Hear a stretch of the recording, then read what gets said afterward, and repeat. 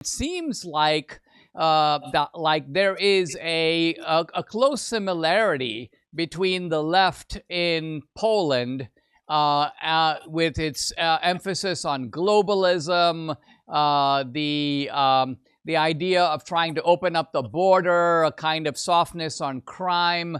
Am I right in saying that that the same issues that defined the American election of last November are somewhat identical to what was going on in Poland? Yes, first, hello. It's very nice to be a guest in your show. And of course, there is a lot of similarities between the left in the United States and here in Poland. Actually, the example you gave, the migration, we have a big migration crisis since before the Ukraine-Russian war, since 2022. And the leftists, all they do is saying no one is illegal, any people, there's no illegal people. But we have actually people coming from Belarus. The Belarus regime is bringing them from the Middle East, and they are trying to force them to go to the Europe, to Poland, and our soldiers, our military, our border guard is doing their best to protect our borders. And there are leftist activists, and even some MPs from the Tusk party, that they're doing things against our soldiers, against our border guards, and they're helping smuggling people, literally.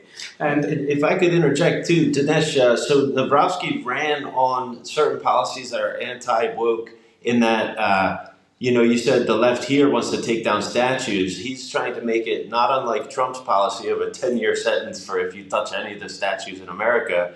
And he made a comment recently saying that no crosses should be removed from offices in Poland as well. So he's very, very religiously minded, and that should be seen to take precedent through his policies as well. And they are very much no nonsense around here. And specifically the Red Army statues and the remnants of the Soviets in Poland, they are also actually helping to promote removing them, so in a sort of good way to remove those statues, but to retain their sovereignty, to establish Polish strength as their own nation and sovereignty. Yeah, Nawrocki, he's actually a PhD in history.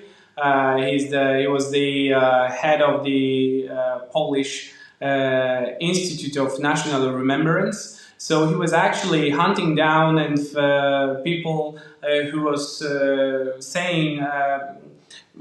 but trying to change the history about Poland and what happened to Poles during the Second World War. And he actually was the one who made it possible to destroy the Soviet statues around Poland, and for that he's on the most wanted list in Russia. So that's kind of interesting. Actually, Russia put a price on his head just to bring him and accuse him of destroying the Russian, the Soviet heritage. And he was doing his best to actually fight with communism, left agenda, this as you said, woke agenda in Poland. And I think, I'm from Confederation Party, so that's a different party than Law and Justice, but I believe he still will be better president than his opponent, Mr. Yes. Trzaskowski. So there's a bit of a coalition there at the end, because instead of just Republicans and Democrats, they have about 5 parties. Or our system is a little bit. It's different.